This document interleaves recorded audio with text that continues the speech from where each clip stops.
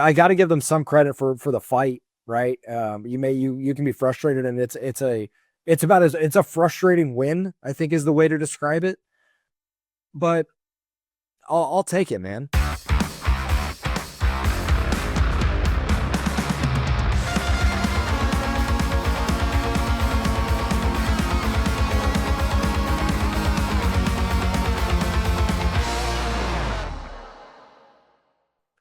One Royal Way back at it here on Kansas City Sports Network. I'm Joel Penfield. Thank you all so much for tuning in for this Wednesday episode.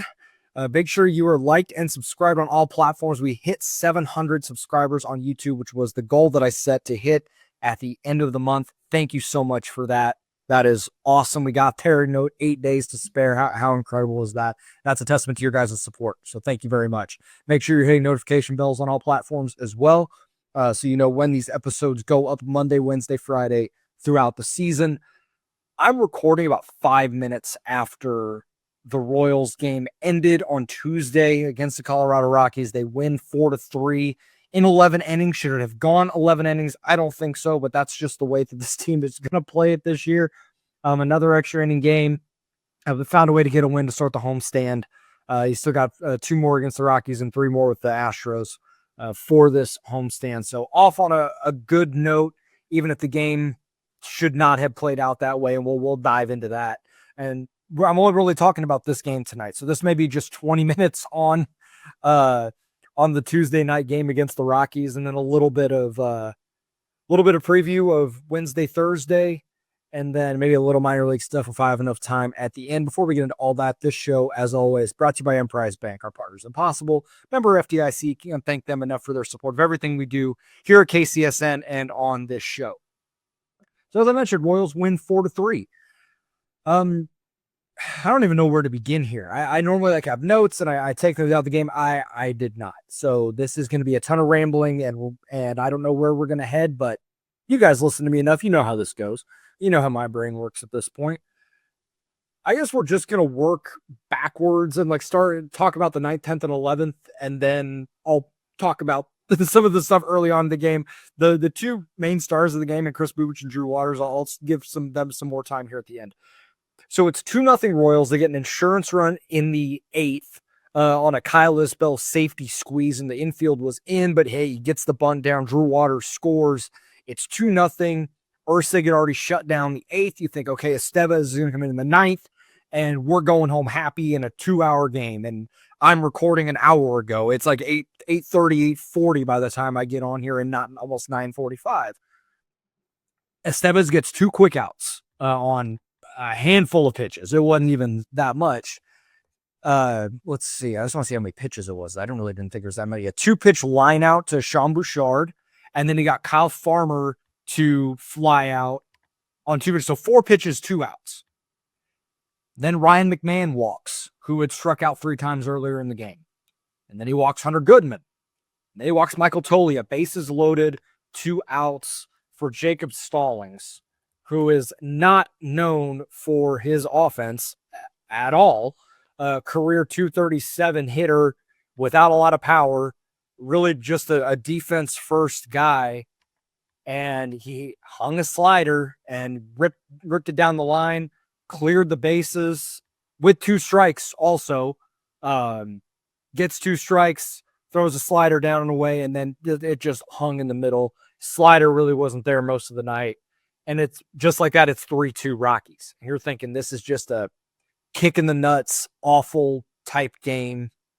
I mean, just an unbelievable and inexcusable loss was the feeling. And I imagine that and you could feel the energy just zap out of the stadium almost immediately, especially after those first couple of walks by Estevez.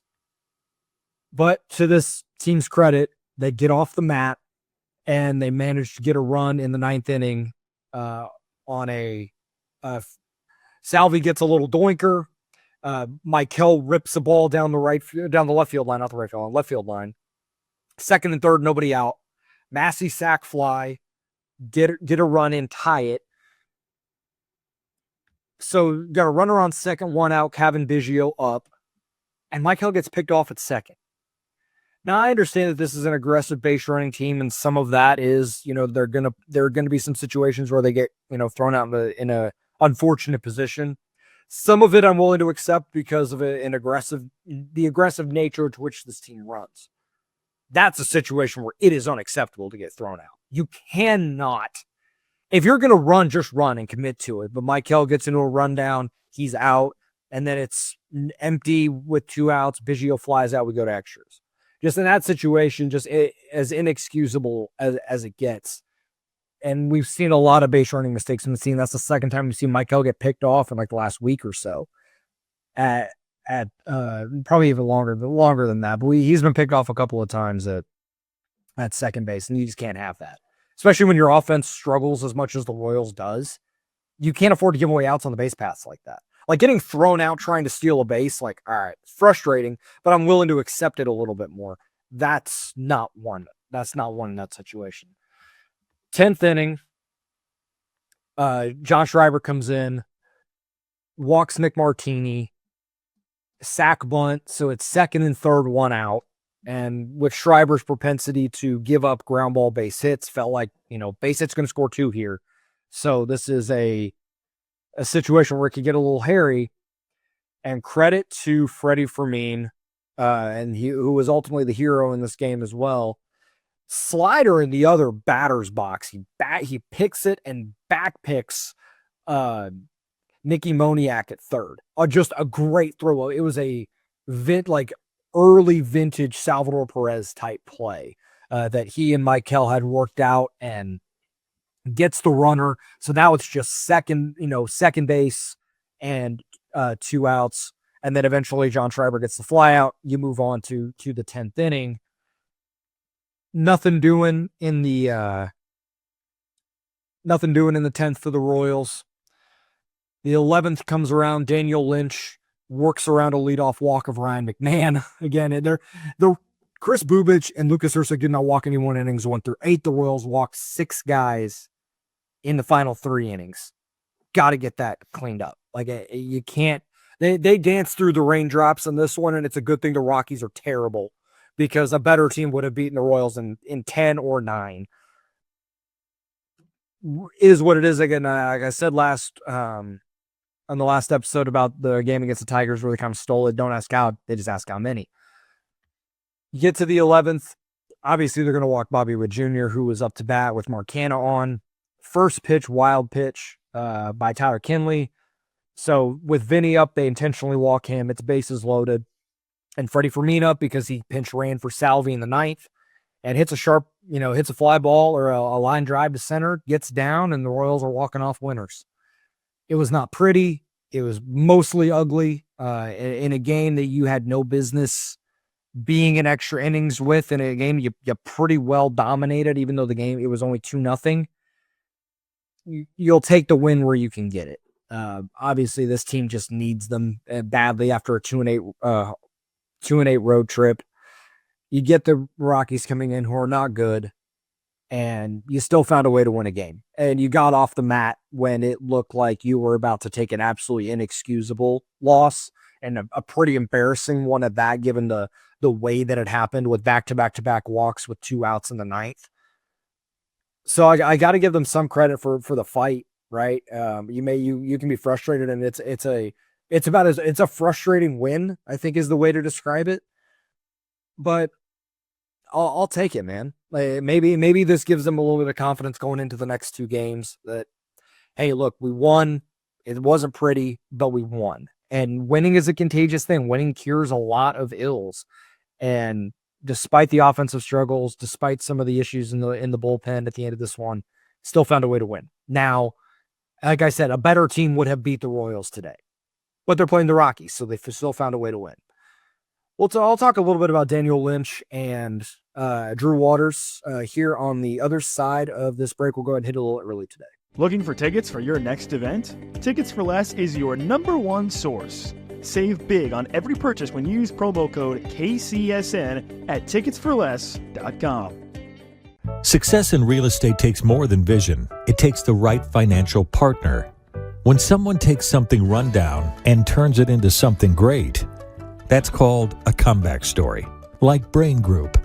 They take distressed properties here in KC, completely rework them, and then turn them into valuable real estate. But that kind of work needs the right bank behind it. Enter Emprise Bank. They're not about cookie-cutter loans. They saw Brain Group's vision, backed them, and now they're making big moves in Kansas City real estate. Talk about your partner in possible. Emprise doesn't do one-size-fits-all financing. They invest in potential and back growth.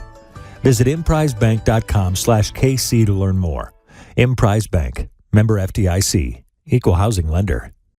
Are you ready to win some real cash during the basketball playoffs? Well, check out Pick 6 from DraftKings. When it comes to basketball payouts, DraftKings Pick 6 posterizes the competition, and yeah, that includes Prize Picks. Hit all of your picks and score higher minimum payouts on Pick 6, plus even more cash if you outscore the competition. Pick 6 is available in most states, including Missouri, California, Texas, Georgia, and more. New players get 50 in Pick 6 credits instantly on just a $5 entry.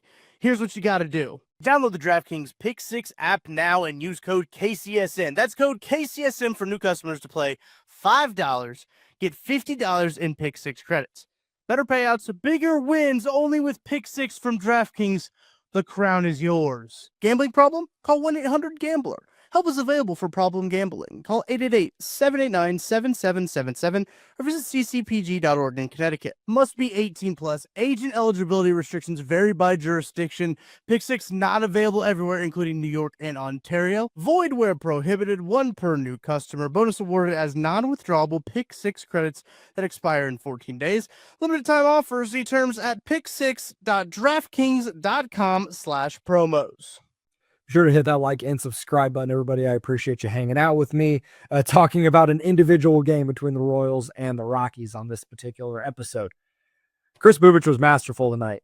He was every bit as good as he's been for most of this season. I still thought he was all right when he pitched against the Yankees. Didn't get out of the 6th, but I still felt like there were still some things from that game felt like he did pretty well.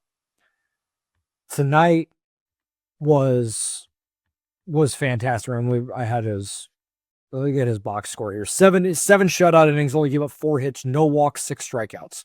ERA on the season down to 1.45. He is continuing to justify the Royals' decision to move him back to the starting rotation from the bullpen. It was one that I was unsure of because it felt like he had figured out and carved out the role in the bullpen, and that was his future. And that's not like it's a bad thing. High leverage relievers have a ton of value and as much value as a back end starter. So felt like even though the role is different, the value is about equivalent, at least to me. But he's pitched way better than our number 4 starter. That's for damn sure.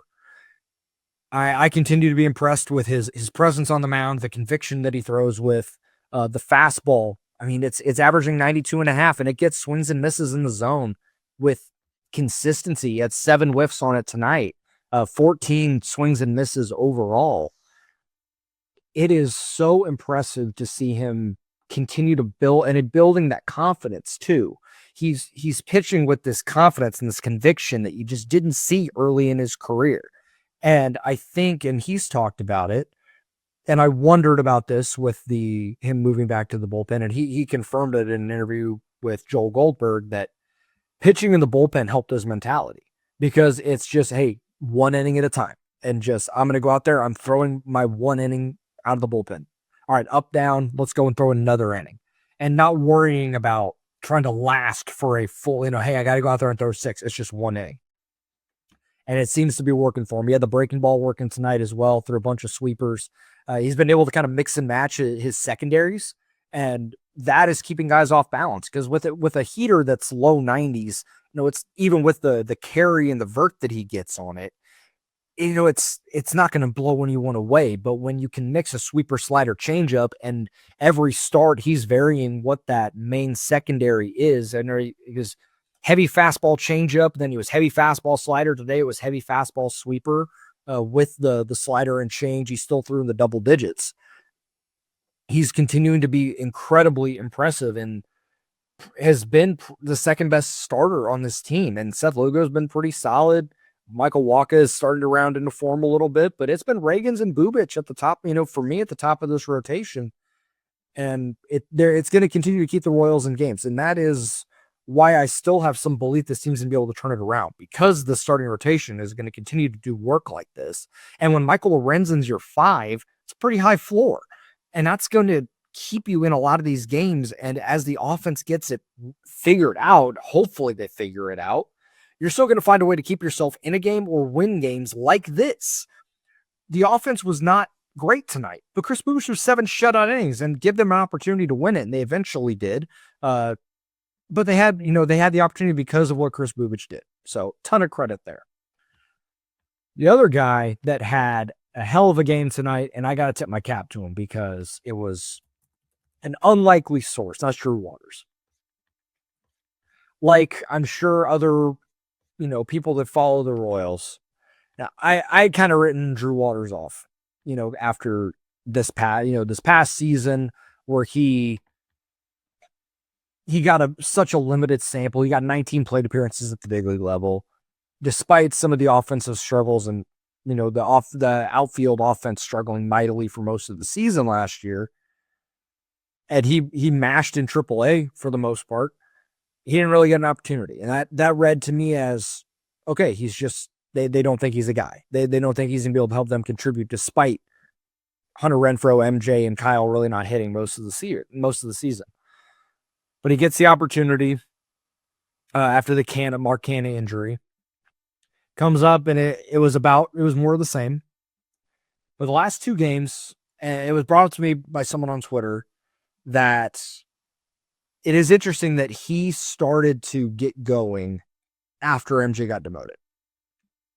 And I don't know if that's just a correlation, causation thing, but 2 hits on Sunday and an RBI. Home run tonight, 3 for 4, double shy of the cycle. What was the offensive catalyst tonight for this team? They gave him the lead. He gets the triple in the 8th that then allows Kyle Isbell to come up, safety squeeze, and you're scoring a run. You had an extra insurance run late in the game. Now, he came up with a chance in the 10th and struck out, but he's always been a dude that strikes out a pretty good amount. And this is just a funny small sample size thing. He raised his weighted runs created plus on the season from 42 to 117 tonight. Now, is he going to hold at 117? No. But this is what we've talked about with some of these guys they brought up from AAA over the past few seasons. I don't need you to be a difference maker for 3 months. I just need you to be a difference maker for 2 weeks. Can you be a spark for a couple weeks and just help get guys going? They tried it with some guys last year and it didn't work. They tried it with Drew Waters. They tried it with CJ Alexander. They tried it with Tyler Gentry, bringing some of these guys in, and none of them were really stuck. But Drew's been a difference maker the last couple of games and given them chances to win and helped them win some of the, these last 2 games where it wasn't pretty, it wasn't awesome, but they got it done. And they need guys like Drew Waters to do that as Bobby keeps going, as, Vinny's trying to get it figured out, as Salvi's trying to get it figured out. The Drew Waters of the world, the Freddie Fermins of the world have to be able to come through in some of these spots to take a little bit of pressure off. And maybe that's what gets the offense going. I'm grasping at straws trying to figure out what the heck this offense is going to do, and if they're going to be anything other than just frustrating for most of the season.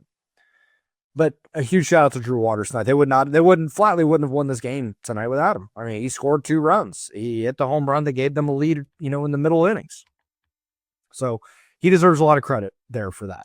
I don't know how long he'll be able to replicate it, if he's going to be able to replicate it.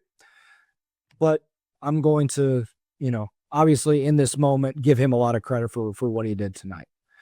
It's another 6:40 first pitch at Kauffman Stadium. Michael Lorenzen on the mound against German Marquez.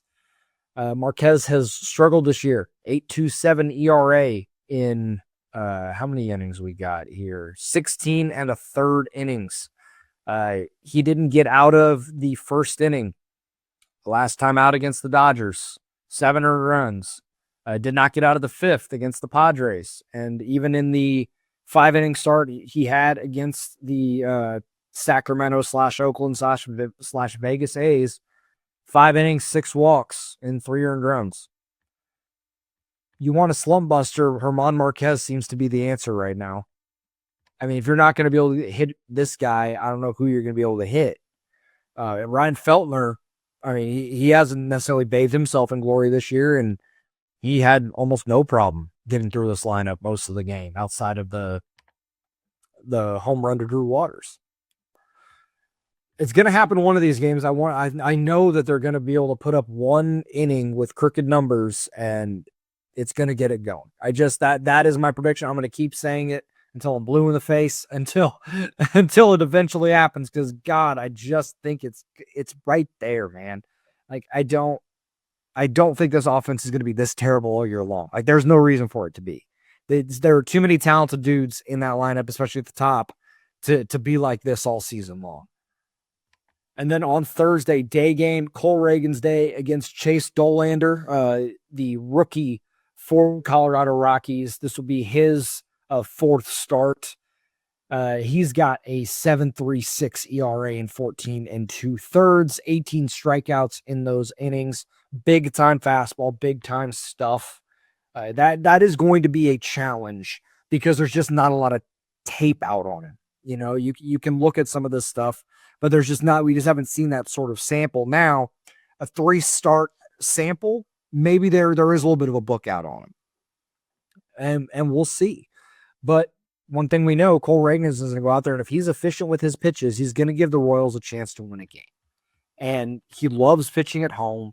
And this Rockies team is just not good offensively. The Royals gave them chances tonight with free passes. That's the only reason why they really even had a chance in a lot of this game. They hit a $188 on the road as a team. They've got to be. You have to just put them away. Don't give them chances. That's what we saw tonight. You put them on, give them chances. 1 hit was the difference for them tonight. Now, you got to put them away, and you can't give them that opportunity. I do think there is a chance for a sweep.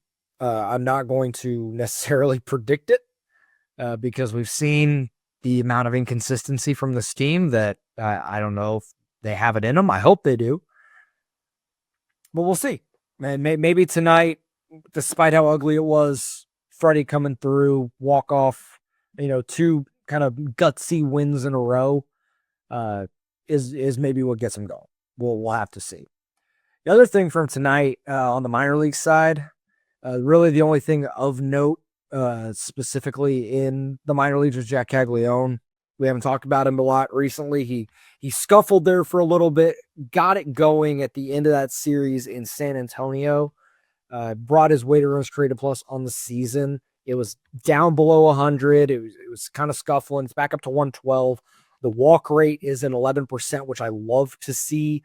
Strikeout rate's climbing a little, 23.3%. Don't necessarily love that, but 3 for 4 tonight.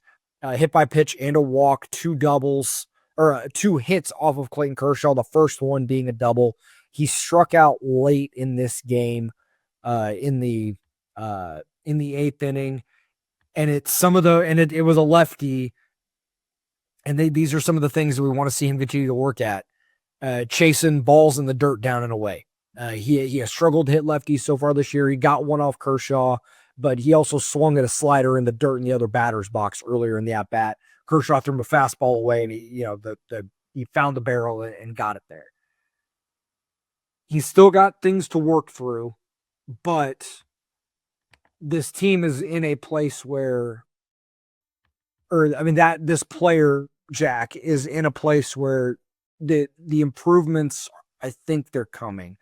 And the ability to take a walk, the willingness to, is going to be the next step.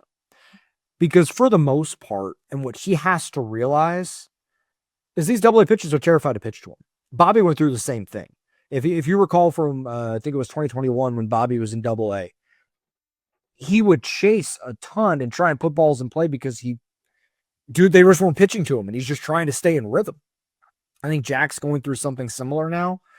He's seeing a first pitch strike in less than a third of his plate appearances. Let them walk you.